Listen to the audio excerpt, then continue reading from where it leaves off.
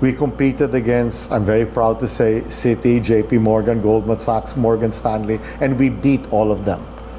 Humble little Macquarie. And let's just say they just were stunned that we beat them. How did you beat them? By being smarter and being more creative. Because we said, what are your specific needs? They said, we can only be diluted by this. So I said, okay, so we have to get your share price up. You're underperforming because your relative would show first and research to try to get it up legitimately because you're trading at that time at too big a discount.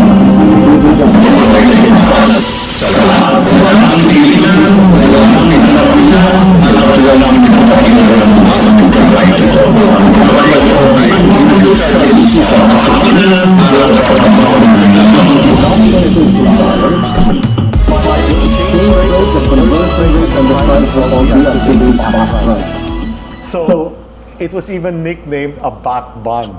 Okay, so okay, ang time check natin sa gabing ito, irony 29 was, minutos. the international investors liked Pasado it na po, because they alas were 7. very bullish on the baht Ang exchange programa rate. natin sa So they linggo, said, no? I can get dollar exposure Okay, and may dollar balita, settlement no? for a high growth sector, Okay, but 35 but I ML will get the baht risk. members. And nobody Naharang else po sa offered that. checkpoint. Do you keep track how much money Okay, you've dyan raised po for your sa- clients? No. But All these it's in years? the billions. Slot na. As I used to tell this to my Okay. boss at Evercore, the CEO, Matataas it's daw, not the deal libre size, ng it's the almas. fees and the awards. Okay, Because nakumpiska. you represent the Sa biggest dato, person, no? you might get 30 basis points. Maguindanao. You might represent Del another Norte. person and you do an innovative deal, you No? get 3%. So the deal for the 25, big guy has to be 10 Matataas times the na size almas. the deal of the innovative Okay, deal. dyan po You make the sa- same money. So the key Munisipyo for ng me Dato was Udin Sinsuas the distinctiveness Okay, of the maganda ng deals, and I'm very Norte. proud of my many deals of the year, mga and miyembro po ng profitability of the MILF. deals for my employers. Okay. How do you get into these important deals? Naharang. You gotta earn it. Okay, sa checkpoint, So first, no? Okay, if may the dala client ng, knows me, he matataas na generally kalibre po trusts ang suki. that I've done good Hindi natin things for matukoy, no? them, Kasi or I've done ano good lang deals ito. for other people they Okay, respect. postscript mga suki, no? The other thing is, frankly, Ayan. two things. So, Make it easy for them to Election related yan, no? Appoint you. Po ng, don't put too many conditions, pagpatupad ng everything. gating. Take risks. Give us an idea. Okay. alam mo How lang, much ay money are you sumunod tayo chasing sa in a batas, year? mga suki, mga kababayan, Let's no? put it this way. Sana Let me be neutral, but it was an 8-digit Okay, figure sandali in lang, dollars. parinig natin ito mga suki. no? And I have Maginto no tayo. balance sheet, Okay. no broking, no trading. So this is, I had to earn every year for Evercore. The budget was over an 8-digit figure in US dollars just for giving advice. Must be very good advice. Well, Female that's why voice. it's hard. Male voice. These things didn't Volley happen by voice. accident. Monster voice. Kayod yan. I would be a hypocrite if I say I didn't enjoy the money and the fame I built. I not only did, I do, and I still benefit from it.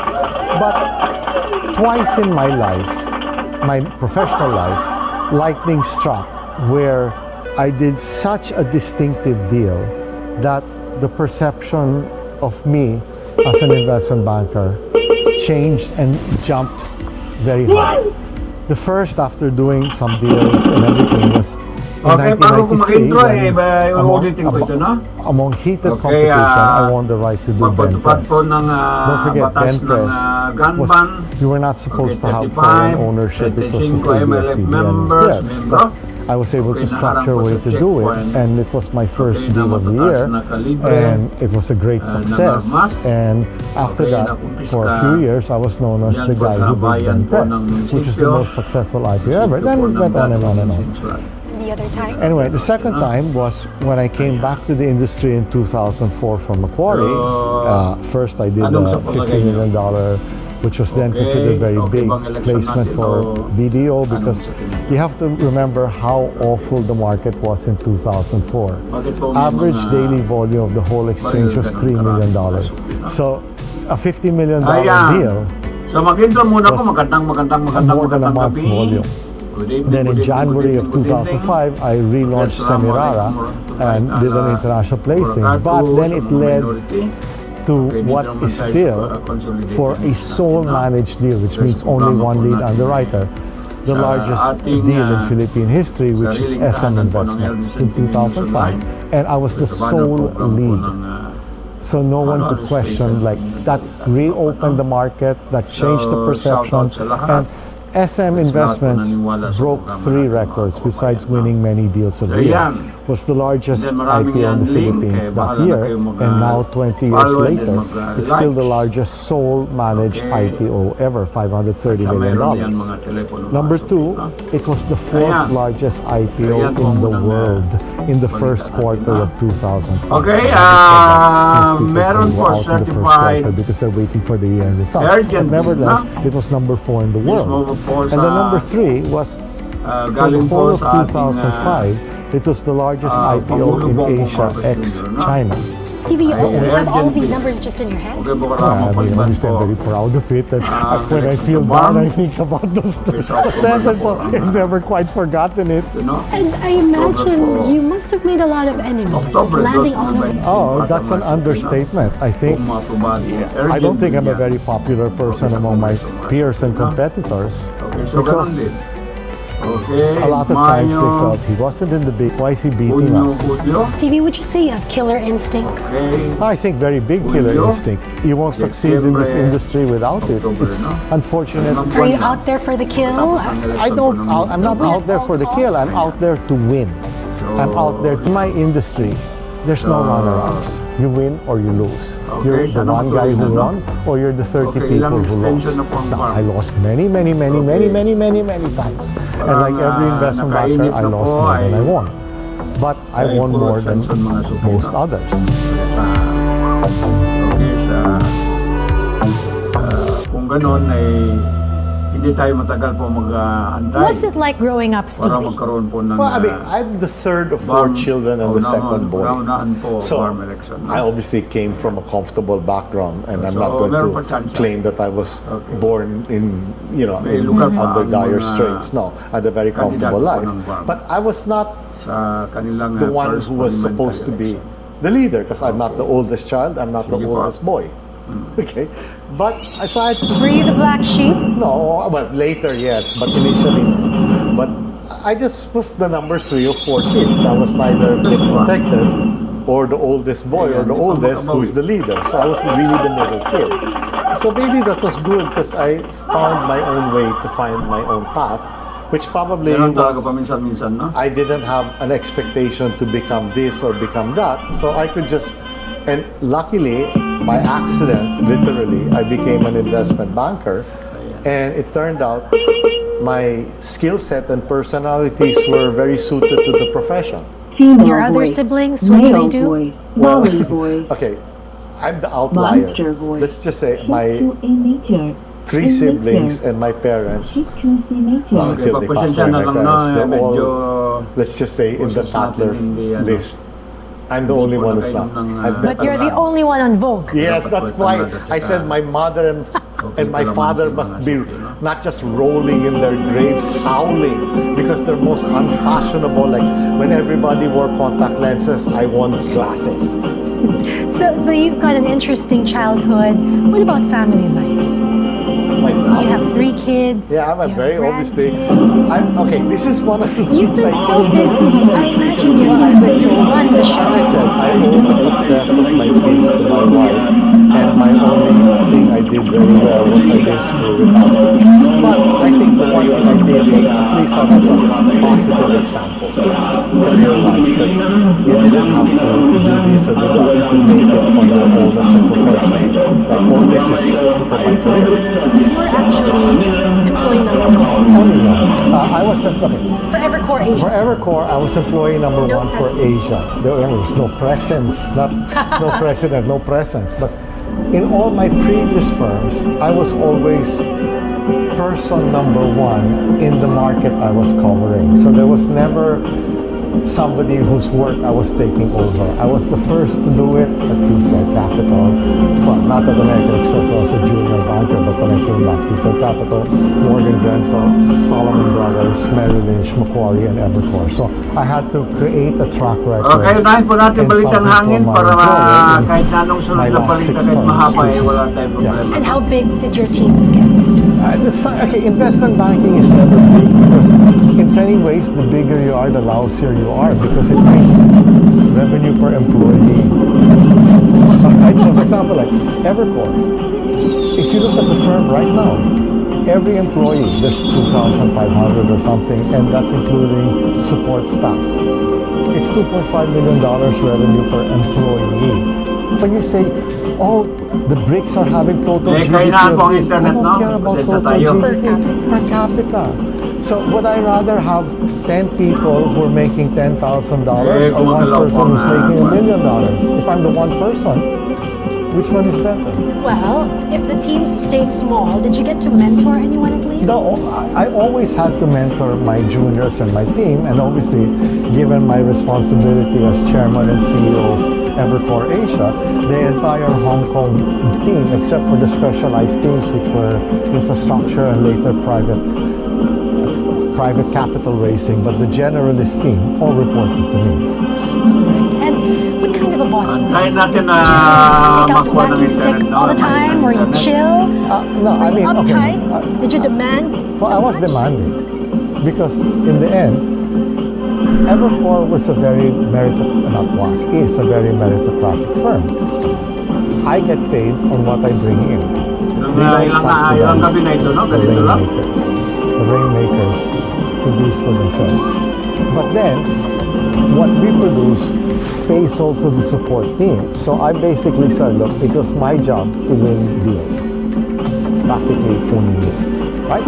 Maybe some partners in New York if we put together deals or London, but it was me. Okay, Police So I said, General, sangkot I po want to get paid, doon you ano. want to get paid, so you better Okay, sa execute the deals 6.7 the way billion I sa want you buong- to, or help me win the deals that I how- want you to. So was Ay I very nakalis po ng exacting? bansa mga Yes. sino kaya ito But yung General I was Tumatukin, told no? I was a Okay, very ulitin ko. supportive and generous Police boss. General, If may you deserved litrato it. rito. What's the best advice Okay, you've received? nasangkot sa They were doon, both ano? from the same person. Okay, sa 6.7 The person I consider how the best investment banker I've ever met, All- Eduardo Mestre. He said this, okay, as long nakalis as you're po ng paid bansa fairly, masukin, don't no? be jealous Okay, so about other people's nakalipad pay. po. Because there will be years Okay. you will be overpaid, Nakalipad po sa there will ibang be bansa, years you'll be mga underpaid. If overall you're paid fairly, So malapit ng it balitang evens out. hangin, okay? Just Gumagalaw make na. sure you're paid fairly, Okay, not compared to this guy, compared to that guy. Okay, Then, gumagalaw na nga. on career, Okay, antayin natin, no? he said, always be prepared, Napakahina po. always be thorough, but Sige, also antayin na lang natin, always no? be honest. So, Because itong some Police clients will General, get mad sino at kaya you, Police General but in the ito? end, you will be Wala dito respected. pangalan eh. So be very prepared, do everything you need to do plus more. So if you look back, Stevie, what do you think are some of the hard lessons learned along the way? Okay, the first is there will be Yan na. times you will be a victim without any reason to be. At the same time, sometimes you'll be given credit that you didn't deserve. But when you're given that, you just have to deal with it. That's why I wrote a column saying one of the best novels I read, which is relevant to business, is Kafka's The Trial, which has nothing to do with business, but read it and you'll see why. Now, then, number two is, and this is why I'm very against the Washington Consensus and all this foreign investment, is you realize how unimportant your markets are to your employer when you're not dealing with a Philippine firm. Because I don't know how many times I was told, Stevie, we're very grateful for the deals and money win, but you're 2% of our revenue. In other words, don't bug me. I have bigger things to deal with than you and your issues. Number three is the mood of the firm, which affects your ability. The firm is in expansion mode, they'll be supportive. If the firm is retrenching or reassessing, the same firm will no longer be supportive of what you're trying to do. That's why I'm saying when we want to put our faith in some very key industries and companies with foreign companies, we're not their priority. if they have a priority to improve, we will benefit. But if things change and their priority is something else, we will not be what they care about. They'll just be milking dividends out of us. And so the thing in lessons is you learn that in many ways you're not the master of your fate. You have to maneuver within what leeway they will give you. So you love Diet Coke, you drive an electric, and Yes. you enjoy watching during your free time European TV shows. What other quirks do you have? Well, first, obviously, my great love of classical music Okay, and nabigla ako literature. kanina, no? And then, even though I'm Akala not ko a very good nakakang player, accounts I'm a mo, very sige, keen no? tennis player. So I Okay. suppose that's really it. Kinakabahan Like ako classical mga gabi, music, no? Akala ko literature, strange television shows and Kasi movies, and nawala tennis. po ang And do you think pondo-pondo these natin. passions help you become Nandito a na better bumalik, investment? Mas okay, no? No, Thank but you. maybe helps me become a more patient and balanced Talagang, person, which then indirectly tumaas ang dugo, helped me pumasok, become, Akala because ko I'm not nawala an ng, investment banker anymore. I'm pondo-pondo an po ng, advisor, I sit on sentiments boards, but online. probably helped me then, only because Salamat. if you become a more interesting person, it's another way to differentiate yourself from your competitors. Okay, That's yan number po, one. Mas okay, no? Number two Talagang is kinabahan ako. Akala it ko, also, okay, nahack ko ang mga in investment banking, if you're Ano working natin for a ito? good big firm or a good firm, 95% Ay, of all of salamat, you are the Tomas. same. So you Okay, win kita- on the kita last naman, 5% or even less. So the more things Kita. you can do, at least in my view, Pero to yung be isa ay distinctive, bagsak. to be different, and to be imaginative, the Pero better. And sometimes all these Tingnan natin side ang- interests allow me to explain things better and explain things no. more clearly and Okay, fading blank back more will be right humorously. back. It's So mean. it differentiated myself, and I know there was Diba, one no, important inayos deal kasi. I won Merong kunting in the glitch 90s po ang, because ito, no? the CEO told Blank. the Will CFO, be right back. I'd rather go on a 3-week Sige lang, roadshow with kahit Stevie lang than with so-and-so. Okay, Because I thought our these are partner. entertaining. Very busy with work, but Okay, you still it's find the working. time to pursue. Okay, You to love music. Restore. You're a patron of the Okay, arts. the You love to read. An service. obsessive reader. Well, it's because of my weird service background.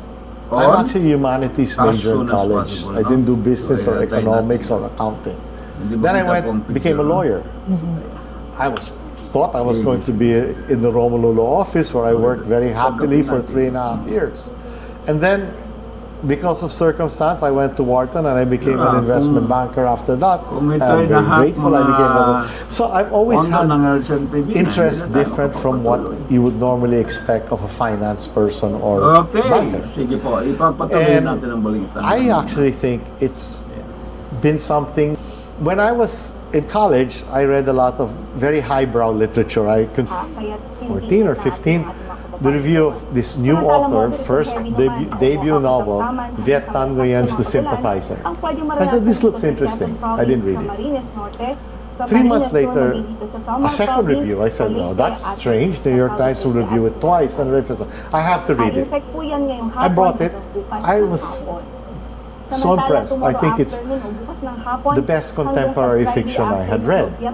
Full stop. Not best, indeed, the best. And then, out of the blue, I saw he was on Facebook. I sent him a message saying, you can look up who I am, and next time I go to New York, I would mind passing by Los Angeles to meet you. I met him and he dedicated, says, for Stephen, thank you very much for your support and friendship. So 2015. Then, at the end of the year, it starts winning all these awards, including the Pulitzer Prize, the first Vietnamese American to win it, the Andrew Carnegie Medal, and then here, all these awards it won in the end.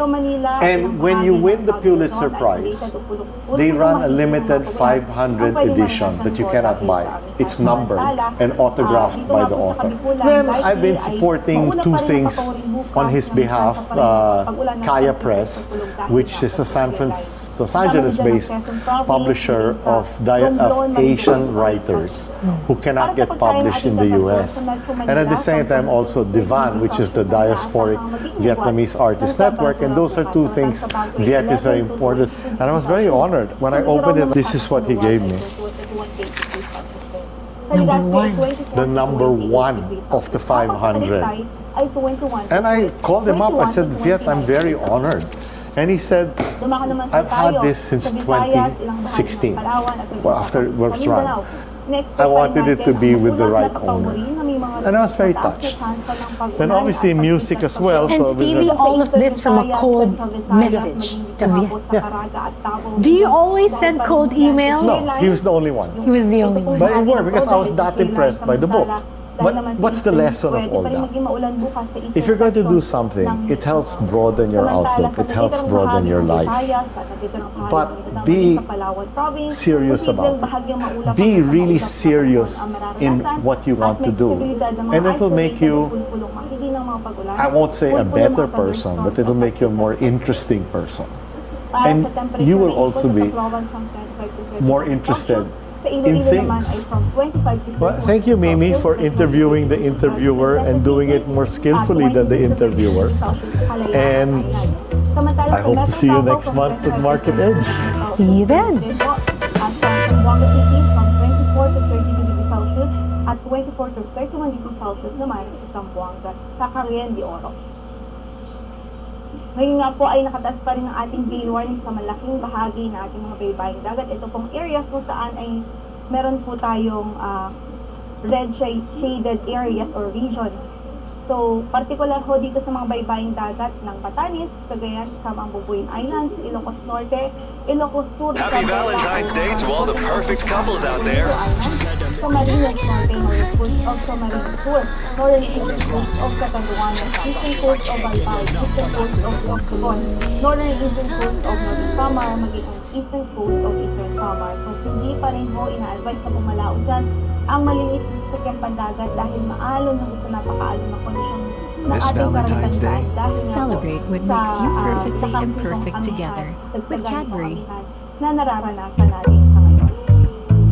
I was in SGV. I'm an accountant by training, so I know numbers back and forth. I know financial statements quite well.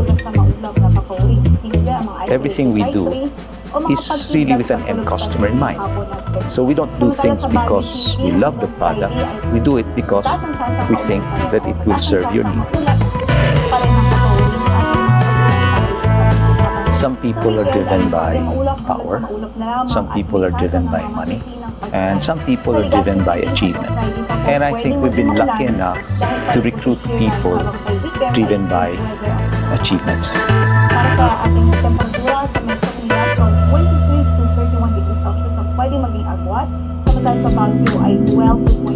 How does a small bank grow so much to become the Philippines' biggest lender? Ask Nestor Tan and he'd tell you it's not him but the people behind BDO Unibank that propelled it to success. Nestor has been president and CEO of the fabled SM Group's lender since 1998. An accountant by training, he's worked with several banks abroad, a feat that he says taught him to always look at the bigger picture of things. That lesson was put to test as Tan steered BDO through major financial crises and other disruptions, most recently the COVID pandemic. The eldest of the triumvirate Tan brothers, Nestor has pushed BDO to the top spot in Philippine banking, all while staying true to its goal of serving Filipinos and helping drive the nation's growth. We're very honored to have with us today literally the most successful bank president, retire early, will be the president for 30 years, something never seen. Why do I say he's the most successful bank president in the country? When I first dealt with BDO in actually exactly 20 years ago, it was this time in 2004, we did a fundraise for them, we did a placing internationally. And the market cap at that time was about 14 billion pesos. Today, the market cap is 861 billion pesos in 20 years. More value for his shareholders than Nestor Tan. About a few years ago, they're the only bank in the Philippines that won Best Bank in Asia by Finance Asia, the only Philippine bank. So, with that very humble, soft-spoken friend, the challenge you faced when you first became president in the mid-90s was for the bank to be taken seriously because it was small, Yet you had a very prominent shareholder, but you were only number 11. You had a small market cap, small SBL. And now, the problem is everybody takes you too seriously because you're the biggest by all metrics. Profitability, size, SBL. So, how has your role evolved while being president and CEO to deal with that literal sea change from being a second-tier player to being the giant by a factor of 2 to anybody? First of all, Stevie, thank you for the introduction. And I can't take credit for that. I think we have a 40,000 strong workforce that built the bank into what it is now. So thanks to them, we are where we are, and everybody did their part, including you, by the way. For those of you that don't know, Stevie was the one who introduced us to the international market. Without him, we would have been recognized because our IPO was purely domestic. I think people don't appreciate Nestor has a very, very unique background that maybe resulted in the unprecedented success of the bank.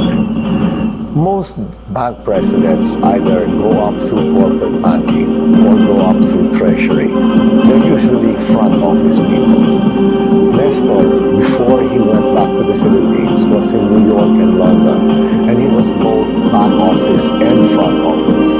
And his unique perspective of being of the office and of the back, I think, was special, and BDO has benefited from that. Maybe you can go through it because we met each other both in New York, hungry, poor, and wondering where our career has been extremely spectacular. So where did you go from? Well, after graduating from Wharton, what you did? Because you were in SGB before you went to Wharton. Yeah, I was in SGB. I'm an accountant by trade, financial statements quite well.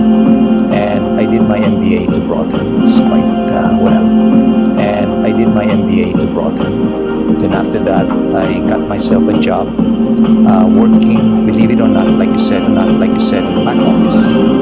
I was analyzed a lot, and then moved up the ranks to manager, and then because of the ranks to manager, and then because of my biggest knowledge in the big picture of both operations, marketing, and sales of in the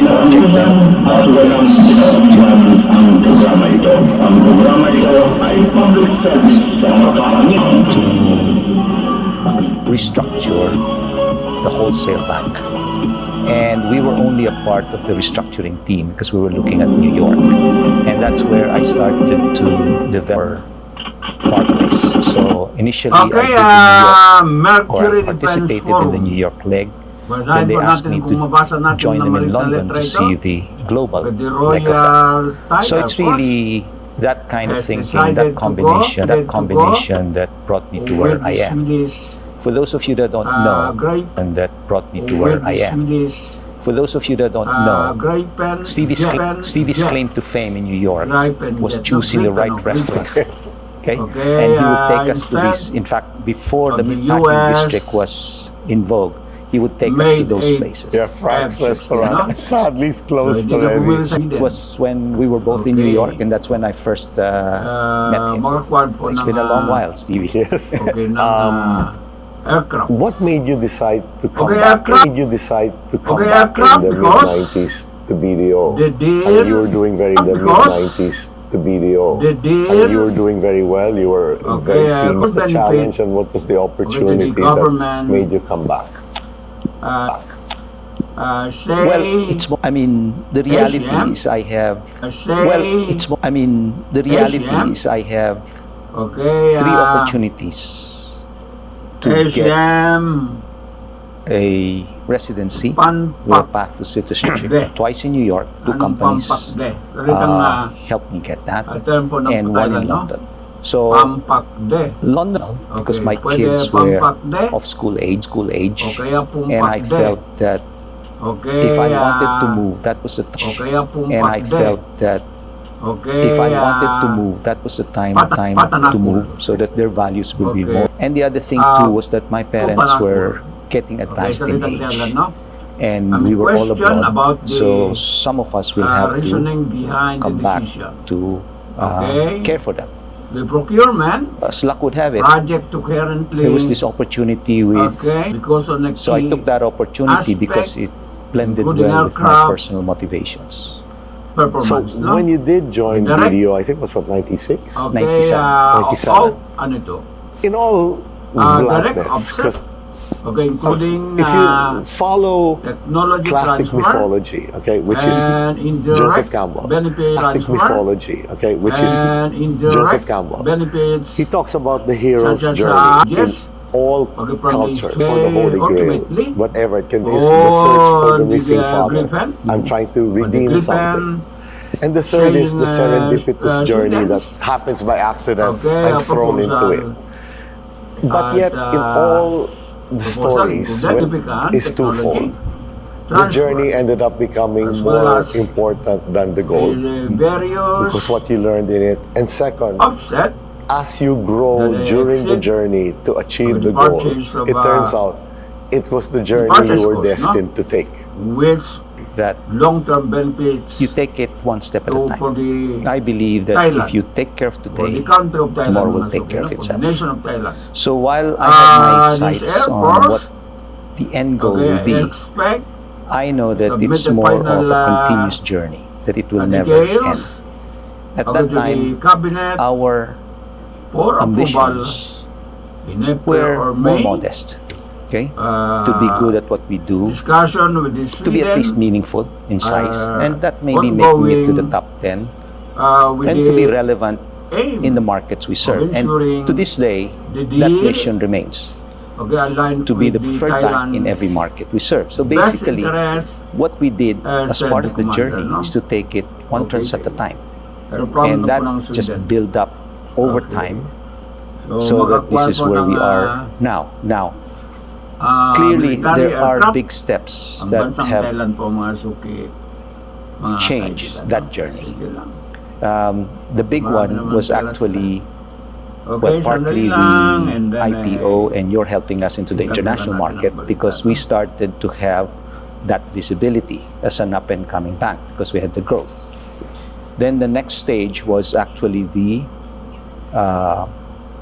equitable mergers from a niche player into a full-service bank. And that was a big step.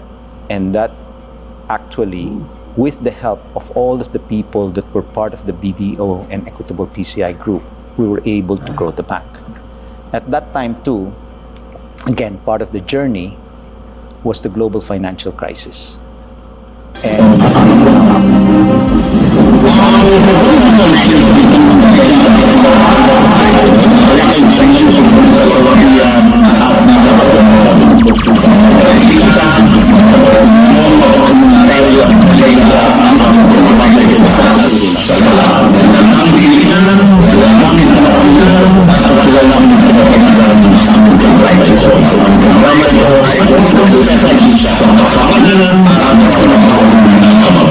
So that was a very stressful time. I was starting, and actually at that point I said to myself, did I do the right thing? Or did I make a wrong turn in the journey? And I ended up with this problem. And then I had 2008. And that was the time that through to the C family thinking, you really invest and look for opportunities. So that is where we looked at where the markets were resilient given 97 and 2008. And we realized that the middle market and a certain portion of the consumer segment was more resilient. And that was the time we started to grow our branch network rapidly. We went into the provincial areas, and honestly, the C family and the shareholders were patient enough to see the long term. That journey was what made us into what we are now. So the things that you mentioned, you know, there's an aspiration, but it's a vague aspiration, so you don't put very specific goals. You just know you're moving in that direction. Just take it one step at a time. Then events brings out opportunities. It allows you to rethink what you're doing, and understanding where you should be going, you can adjust properly. And I think for us, that is what happened. Maybe if you don't mind, what were one of the things to, as the circumstances came, to show it wasn't just, oh, I planned things and things fell in front of me? Okay. Well, first of all, you have to appreciate that the bank is actually made up of several banks. So when you look at a portfolio of businesses, both crises taught us